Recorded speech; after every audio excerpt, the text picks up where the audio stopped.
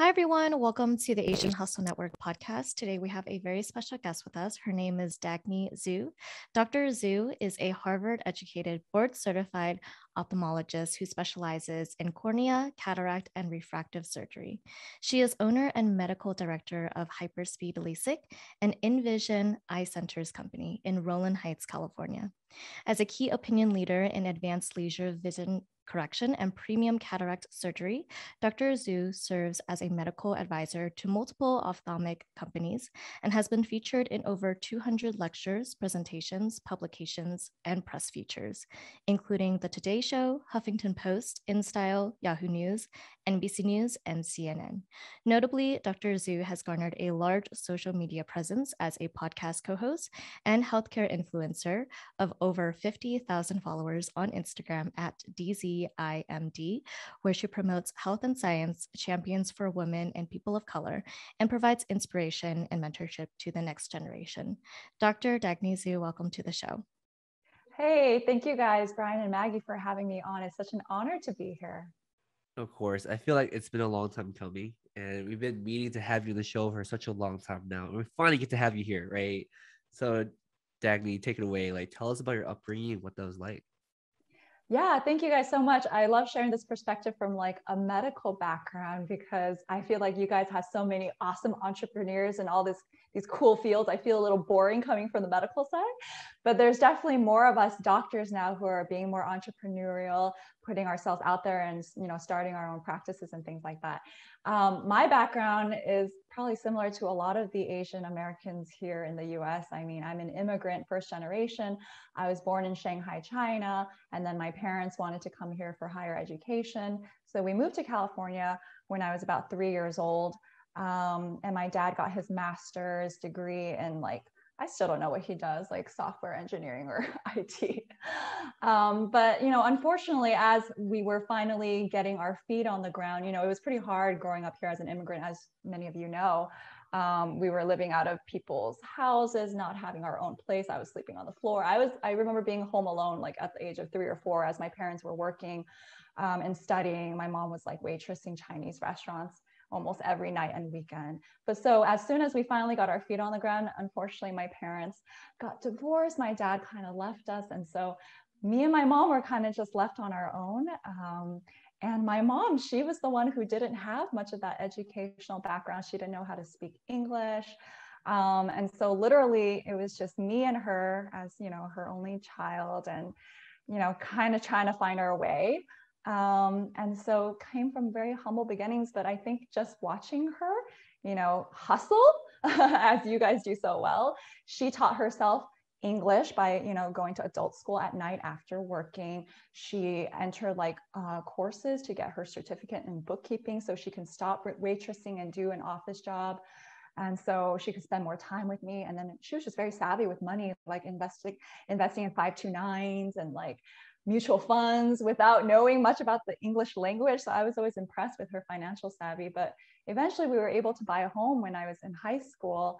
And it kind of felt like we reached the American dream. And so just watching her go through all that, I always felt that work ethic. And so in my school and my studies, I always wanted to do the best so that I could, elevate us and, get us to a better place. And I think that's just the internal drive that pushes a lot of us immigrants.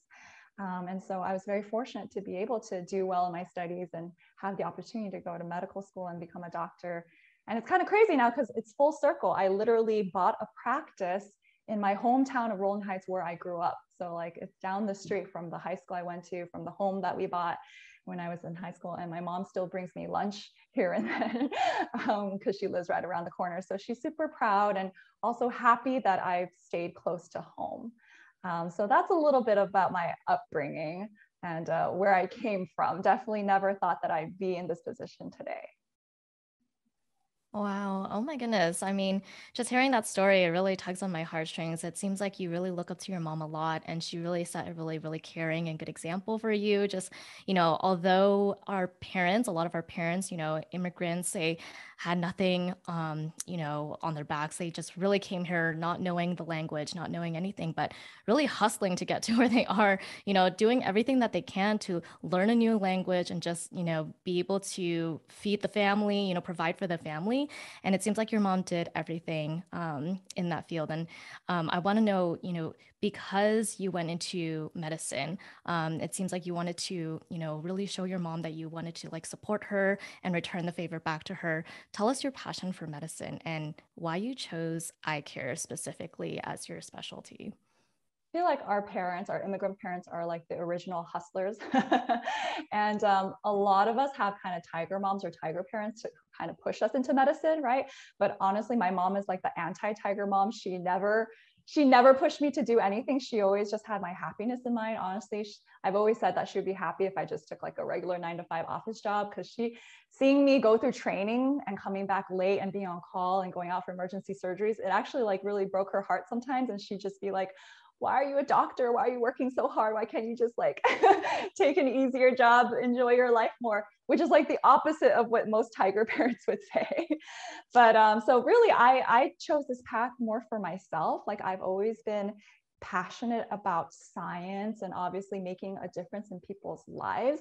And I feel like initially when I wanted to go into medicine, you explore all your different options. And I felt like I wanted to do something surgical, because surgery is where you make the biggest impact on people's lives in the shortest amount of time. Like they have a problem and you can fix it with your hands.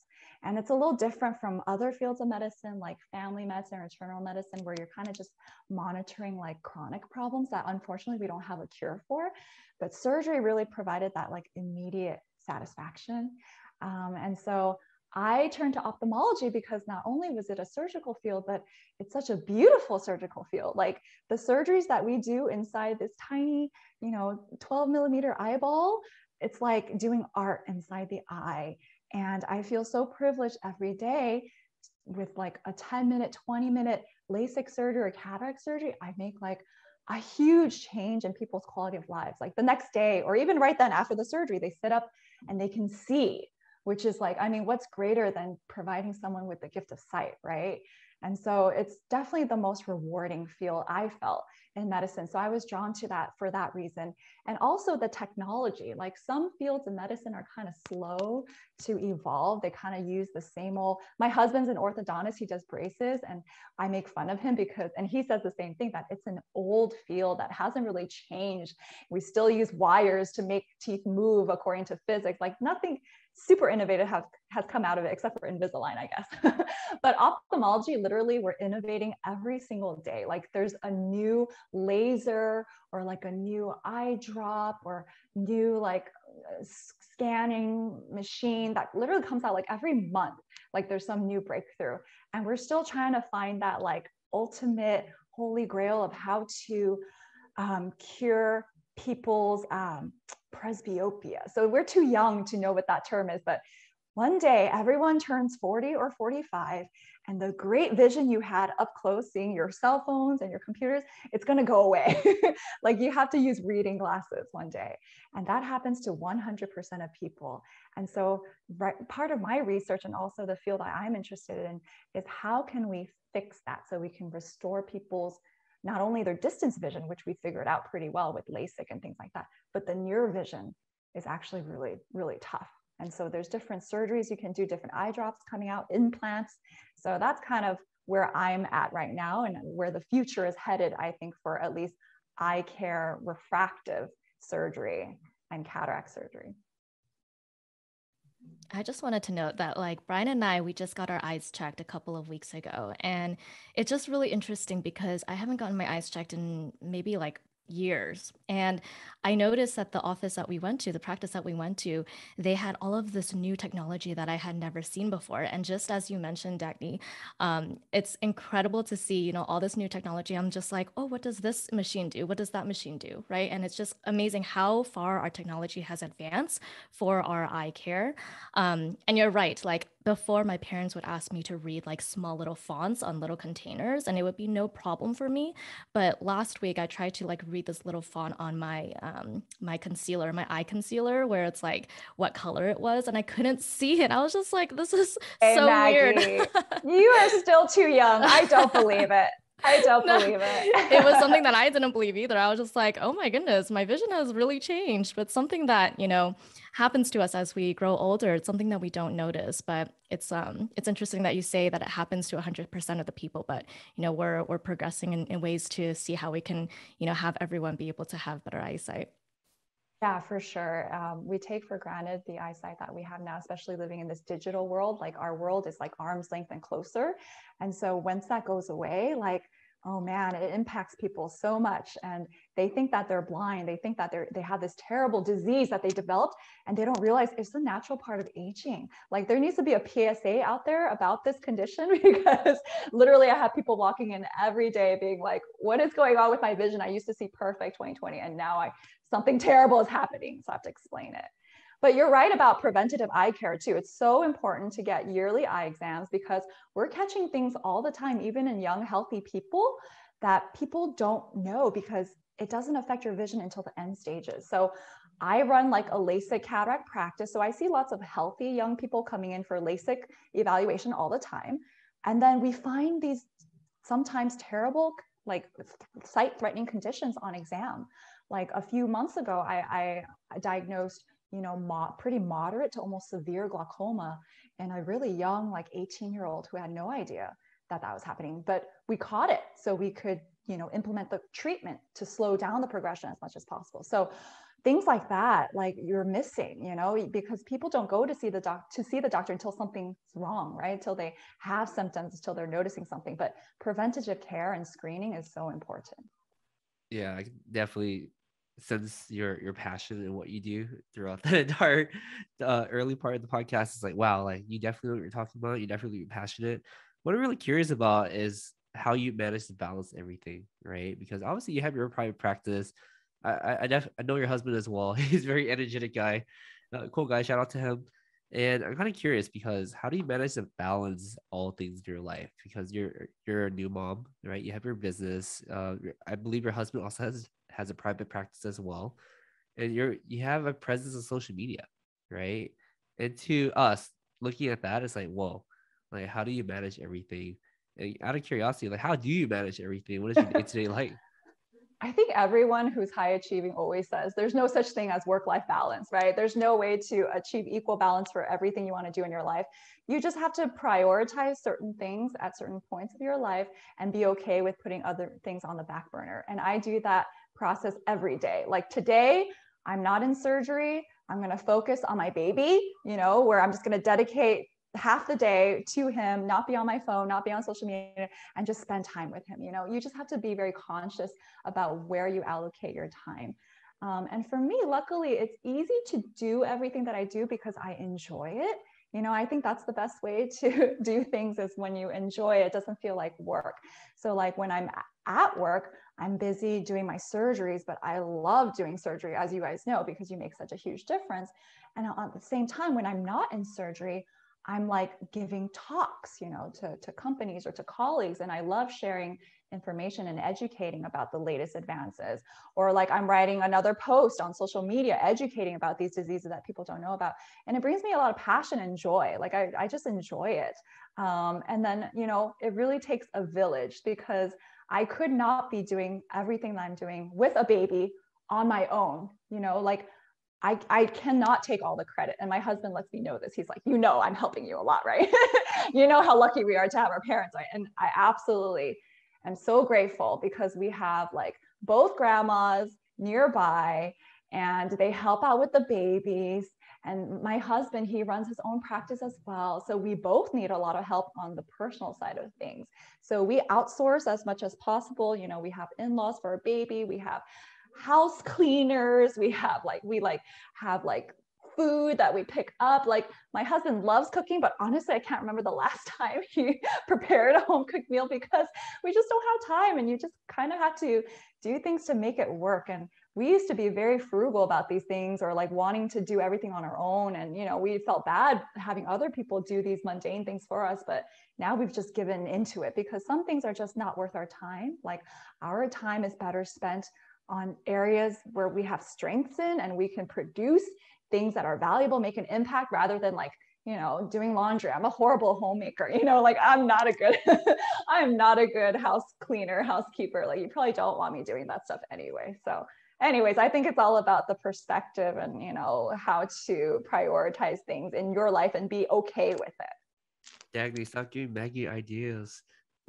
Is Maggie trying to do it all, like home stuff too? Like, let it go, girl. You just got to outsource it. Brian, I mean, the men of the modern day, right? Modern men, they're very good in the home, I have to say. And sharing responsibilities. I would say I'm pretty good at cleaning the house and cooking all the time. And literally, like before we had our podcast, I was like, oh no, like I didn't cook lunch for Maggie yet. So I ran downstairs. Yeah, Brian's pretty good at that. All right, so he gave you credit. You got credit from her, so you're doing a good job. That's impressive. Oh my gosh, but Dagny, you are impressive. I mean, we have done, some research on you. We know that you attended UCLA on a full tuition Regents scholarship, the highest award granted in the UC system.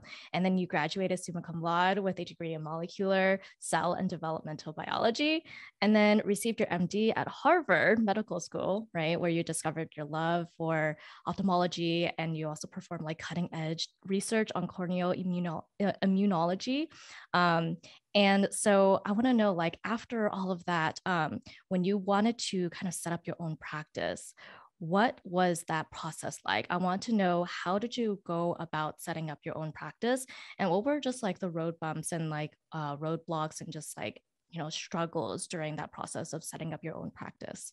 Yeah, that's such a great transition, because I feel like I'm like the typical dream child of every Asian American immigrant parent, right? Like do well, excel in your studies, get a good job, make good money, and let that be that. And I feel like I kind of lived in a box like that because of my upbringing. Like I wasn't really one who was born very outspoken or one to take risks. Like I was very cookie cutter, like do well in my studies, do well in school. This is the way to, elevate our family in the future. And I would have to say it wasn't until after I graduated from residency where I was like, I want to do something more. I don't want to just work for someone 9 to 5, see patients and go home. Like I want to have more control over my practice and how I practice and what patients I serve, what technology I use. I want to have more of an impact in the field. Like I want to innovate. I want to do research. And I have to say a big influence of that was my own husband, Brian. Again, I'm giving him so much props, and he'll be very happy to listen to this episode, because I feel like he came from a similar immigrant background, like growing up with a Vietnamese refugee family, coming from very little. But he's always been like street smart more than book smart. And so he's always been kind of hustler, and he's always had in his mind that he wanted to do more. And so some of that definitely rubbed off on me. Like we met at Harvard. So I was a Harvard medical student. He was a Harvard dental student. And he's always like, I don't know how I made it into Harvard. Because he's like, I didn't concentrate on like the studying, but his extracurriculars, his leadership activities, that's what got him there, And so he always saw so much potential in me. And he's like, Dagny, you can do so much more. Like you can be like a leader in the field, and you can have this like amazing business or empire that you're growing. So we're actually trying to grow this together. So when I first came out of fellowship training, I was like a lot of my medical colleagues, where I just wanted to find any job that would pay a good salary and be done with it. And I had opportunities to work at jobs like that, where I may never be a partner or owner. I just work as an associate under someone, or I work for a hospital system and let that be that. But then this opportunity came up where there was this big refractive LASIK cataract practice for sale in my hometown. And there was no guaranteed base salary. All my colleagues were getting guaranteed base salaries, bonuses for relocating. Like for me, I had to buy this practice. Like I had to literally take out more loans, put in cash to buy this practice, coming straight out of training with no money saved and already having debt from all the schooling and training that we've had. So it was a huge financial risk, but we felt like the upside was worth it in the end, because you have, having autonomy as a doctor is so important these days. Like, I don't know if you know what's going on in the healthcare field, but less and less doctors are becoming owners. They're becoming employees. These practices are getting bought by private equity. So we're answering to like a higher order. We can't really run things the way that we used to. Like, doctors used to be small business owners, but fewer and fewer doctors have that autonomy now. And so this was an opportunity for me to still have some control over how I want to practice and what I want to do with it. And so that was always very exciting to me. But early on, it was super hard, like I said, because we had no guarantee. We didn't know what would become of it. And we had to put in a huge financial investment from the get-go. And me having no training, literally within like the real world of refractive surgery or practicing medicine, like I had to learn a lot of that on the go in the beginning. And now, just looking 4 to 5 years back and how far we've come, like we're literally like, it was already a pretty successful practice, but we've literally brought it to like the next level. Like, it's probably one of the highest volume practices. I probably do more surgery than the majority of colleagues, refractive surgeons in the area, and certainly colleagues my age. Like, I've gotten a lot farther because I made that initial investment in myself. And so because of that, like, I'm able to speak on, podiums and speak for a lot of companies because I'm kind of a leader in that field, because I got that opportunity early on by becoming my own owner versus working for somewhere where you don't get those many opportunities, as an associate. So yeah, I definitely felt like it was a lot of struggles in the beginning, but it certainly pays off. Like, you don't get big rewards unless you put in big investments and you take a big risk, right? Big risk, big reward. So that's kind of the route that we took. And I could not have done it with my family without Brian believing in me. So yeah, we're just very fortunate to be where we are now. And we're hoping now to expand. So this center is very successful and stable. We're hoping to open a few more centers now in the surrounding areas within the next 5 years. That's kind of like our 5-year plan, and hopefully own a surgery center as well. So we're still looking for ways to grow. That's incredible. I mean, and especially I think because you kind of put yourself as the brand too. You put so much on social media with your presence on there, with your face on there. And so when people look at this type of content and share it with their friends and everything like that, your content is actually very, very educational. Like, I learn a lot of things from just watching your content. And I think that's also why a lot of people come to you too, right? If they're like around the area, they're like, I need to see Dr. Zhu because I found her on social media.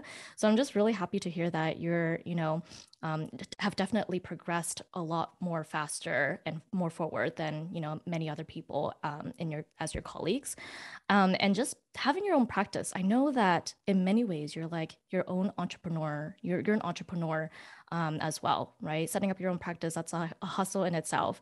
But I hear that for a lot of people who practice medicine, they know how to practice medicine. They're really, really educated in that field, but it's very hard for them to know how to manage people, how to set up their own practice, how to run a practice as a leader, right? Because they're not taught those type of skills in school. They're just taught how to practice medicine. So tell us about, like, when you were starting up your own practice, what were those experiences like? I'm sure you had to do everything by yourself, right? Just opening up your own practice. And what do you think takes to be a successful entrepreneur, especially in eye care? Mm-hmm. Yeah, those are all great questions and things that the majority of doctors know nothing about. Because like you said, we don't learn anything about that in training.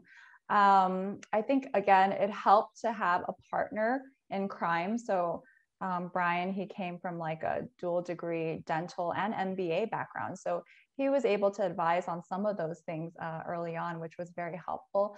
But a lot of the stuff you just kind of learn on the fly. Like, you hire experts to help you in areas that you're not familiar with, and you learn from them. And it's okay to do that because you're not going to be an expert on everything. So you have to know when to ask for help. And so when I was looking at this deal, like, I had lawyers, I had consultants, accountants reviewing the P&Ls of this practice, like doing the valuation of this practice and seeing what it was worth and what the projected growth would be. And you just learn from that whole process. I think you just learn from doing. Like, it's one thing to read about it in a book, go to online courses, but when you're actually doing it yourself, like, that's the best way to learn.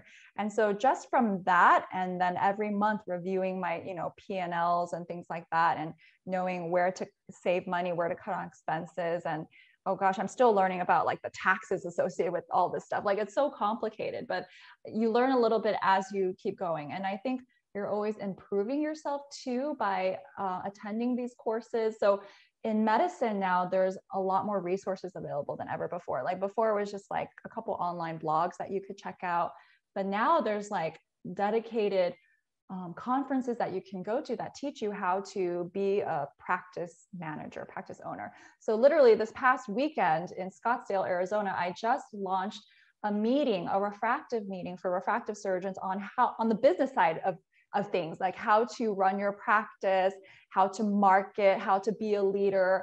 And I was a course director for this. I worked with a more senior doctor who kind of took me under his wing. And so that's, for some reason, it took doctors that long, at least in ophthalmology, to decide that we needed a meeting to focus on that. Like dentists, I feel like I've been doing it for a while. Like Brian is way more savvy than I am because I feel like they've been practice owners for a while, but ophthalmologists is still kind of new to us. And so just being a part of that meeting and listening to the speakers and also organizing it, putting it together, like that was also very helpful to me and hopefully to the people who attended as well. Wow, that's really important. I didn't know that they had all of those meetings and trainings like that. I just thought that everyone just had to learn by themselves, because a lot of people say that they get to learn how to run or practice medicine, but they don't get to learn how to run, a practice as a leader. So I thought that, a lot of it is just like self-taught, but I'm very, very happy to hear that there are more trainings that teach that type of stuff now, because it is very much needed. And it's hard to run your own business, to be an entrepreneur. So I'm glad to hear that. I think social media and this digital space that we have makes it a lot easier too, sharing of information and all of that. Whereas previously it's kind of like you said, learning on your own or like learning from your neighbor. Now it's just like so much easier to disseminate that information. And I think doctors getting into social media, I mean, you've seen, it's like with the COVID pandemic, right? Like so many doctors are on social media now because we know the importance of spreading accurate information, battling misinformation. And so if you're not online, which is, where 75% of adults are getting their health information now, like you are not putting the truth out there. No one will be able to seek that information. It'll be the charlatans, a lot of them. They were the only ones on social media in the beginning. They were spreading a lot of false, dangerous information. And so finally, experts, MDs, like people with professional training are getting on and, spreading what the truth is and what's science-based. And so that is so important. And I think doctors, especially from the older generation, are understanding why the younger generation is getting online now, because it was kind of seen as unprofessional in the beginning. But to be honest, doctors are just meeting patients where they are, and they're making the information digestible, easy to comprehend, entertaining sometimes, because that's the best way you're going to teach people, right? It's kind of boring to just put up a textbook. You want to send your message in a way that is actually captivating and entertaining. That's the best way to reach the public these days, through social media. Absolutely. And thank you so much for taking the time to do that too, because I feel like there's a lot of misinformation out there, and it's really hard for people who aren't in the field to distinguish what is factual, what is not. Even online too, right? When you Google things, like not all of it is factual. And I'm pretty sure all of us can relate when we Google like a symptom, like, oh, I have a cold or I have a cough. And the first thing you see in your Google search is like COVID. Yeah, exactly. Yeah. Everything is COVID or cancer. It's like one of those, right? Yeah. And I guess this is a good segue to talk about, this campaign that we're supporting. So this campaign is the HHS COVID-19 public education campaign that's paid for by the U.S. Department of Health and Human Services. And we want to spend this segment talking about the importance of getting vaccinated, right? As you mentioned earlier, there's a lot of misinformation about getting vaccinated. I think one of the most outrageous thing I heard is the government's going to plant a microchip inside you and control your brain. I'm just like, all right, that's too like imaginative. But I just want to give you a second to speak about your thoughts on getting vaccinated and why it's so important for people to go out there and protect themselves and protect other people. Yeah, I mean, I would say that thankfully, I think the majority of people are on board with vaccinations. And, science-based evidence and the information that's been spread by Dr. Fauci and, the experts who actually know what they're talking about. I think majority of people are on board and recognize the importance of protecting yourself and those around you. Like, that's the beauty of vaccination. It's not about yourself, right? It's about public health and protecting those around you, especially those who can't get vaccinated themselves because they have underlying illnesses or whatever. So this is not about you. This is a conscious decision to protect those around you more vulnerable. And it's just that there's a small minority who are very vocal. And those are the people who spread a lot of this misinformation online. And fortunately, it is a small amount of people, but they are, again, very vocal. And so, again, it's very important for the rest of us, like you're doing through your platform, anyone who has a platform, to spread awareness and what's right. I mean, at this point, I feel like most people are vaccinated, boosted like ×2. Like, I myself am, my whole family is. The only individual who is not and cannot is my poor baby, who is turning 2 in July. And we still haven't figured out a vaccine for, children under 5.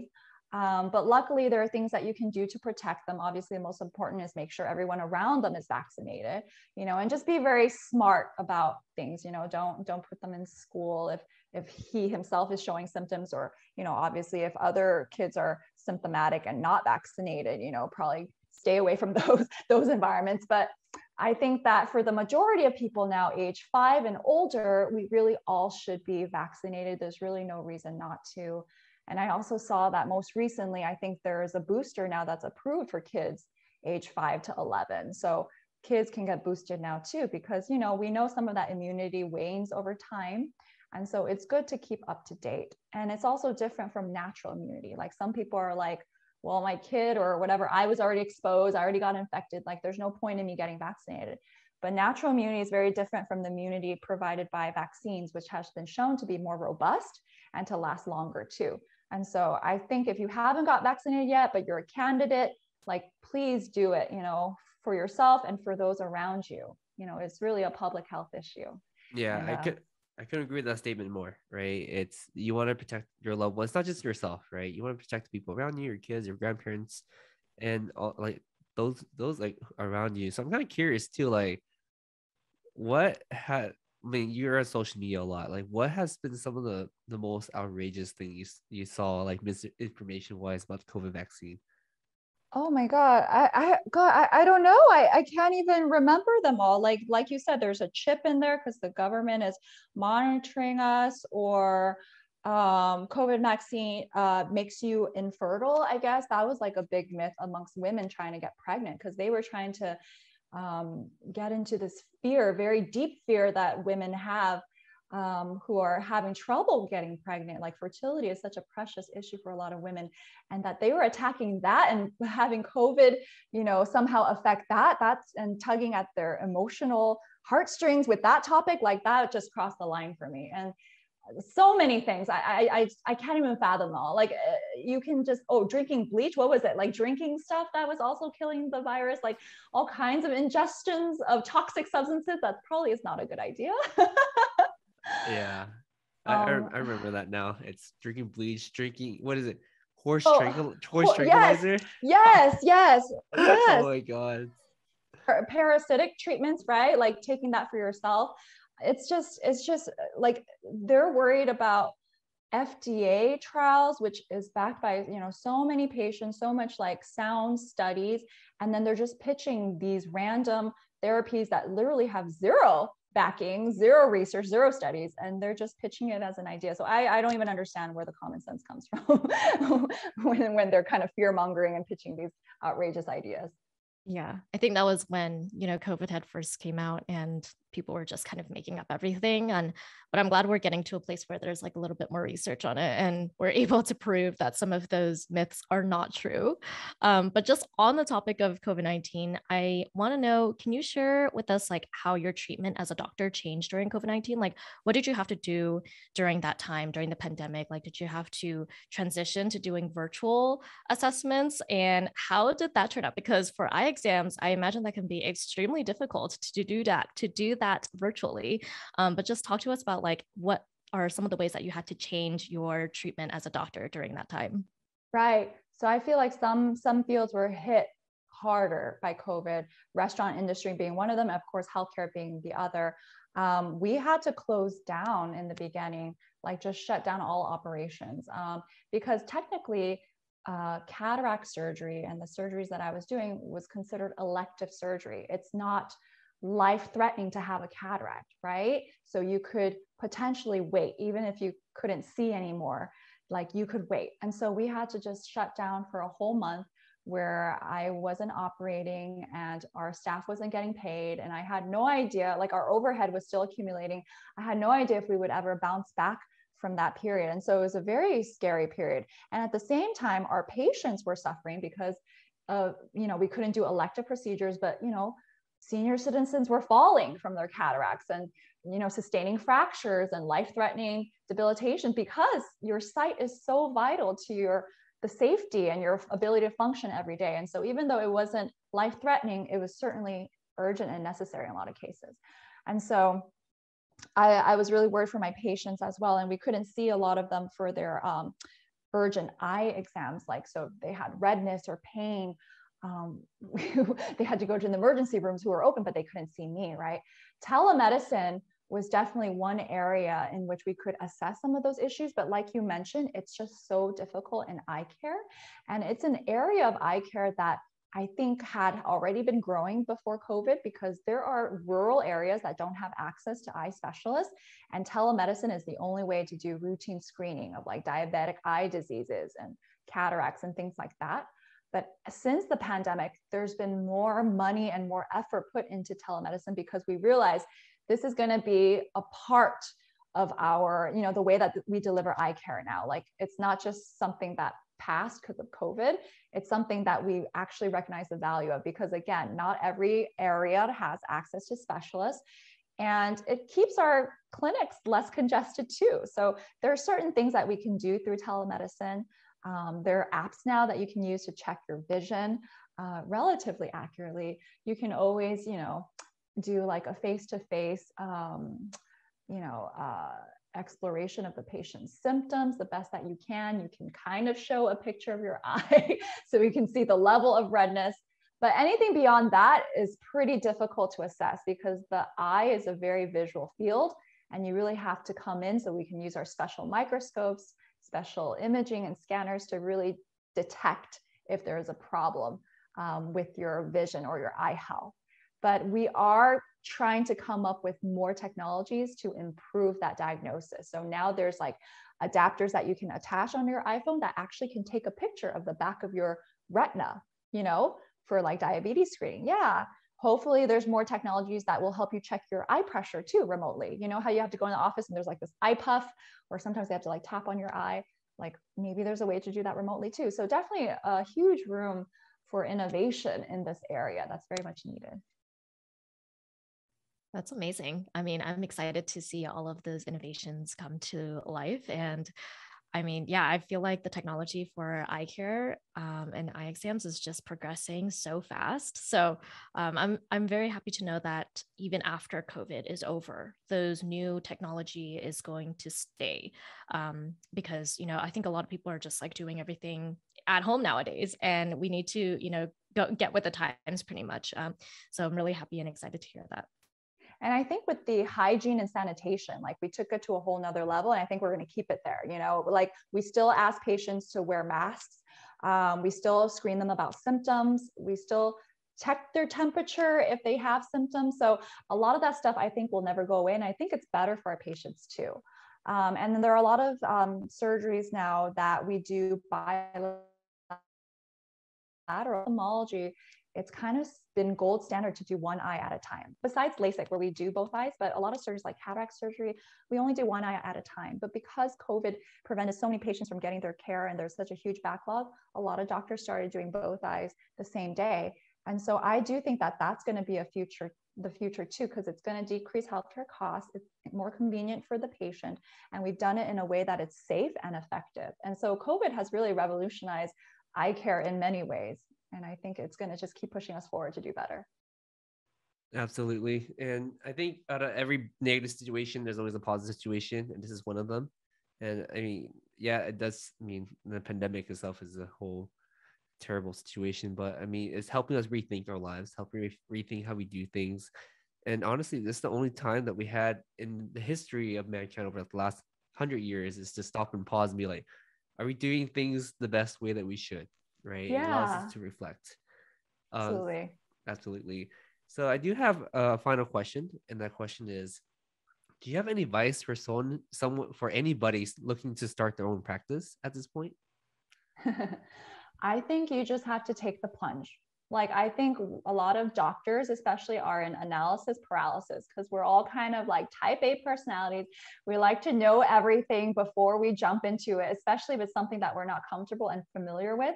And running a practice and being entrepreneur is very, very scary because, again, we don't learn that as a doctor.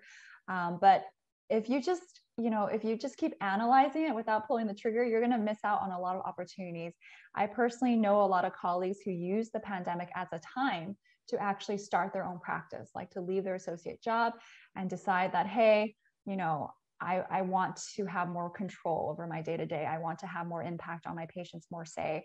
And so they did it during probably the scariest time when everything was so unstable, right? So if they can do it, like, honestly, anyone can do it. You just have to do the work, be prepared to work, obviously. But like I said before, the bigger the risk, the bigger reward. And so I think that, there's really no reason that you should be scared. And I think there's still a place for doctor-owned practices.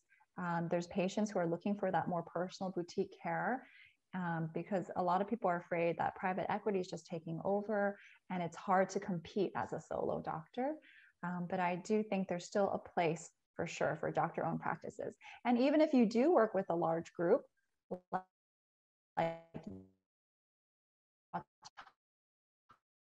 where you at least have partial ownership, and you can still make a lot of the day-to-day decisions. And so I think autonomy is huge, especially for doctors, and something that we should not so easily give up. Thank you so much for sharing that, Dr. Dagny. I took away from that, just go for it. And, there's just so many resources out there that, you can always look up, what are the best practices and just methods in order to start your own practice. So really love that message. So thank you so much for sharing that. And where can our listeners find out more about you online and your practice online? Yeah, so I have my website, www.dzimd.com. That's EYEMD. And then literally the same handle on almost every single platform: Instagram, Twitter, LinkedIn, Facebook. It's just at DZEYEMD. Perfect. We will leave all of those in our show notes. Dr. Dagny Zhu, thank you so much for being on our podcast today. It was amazing just hearing your story. Thank you guys, Maggie and Brian, for having me on. And I love being a part of the Asian Hustle Network. And please keep uplifting our community. Thank you so much for all that you do. Of course. Thank you, Dagny. Really appreciate your story. Thank you.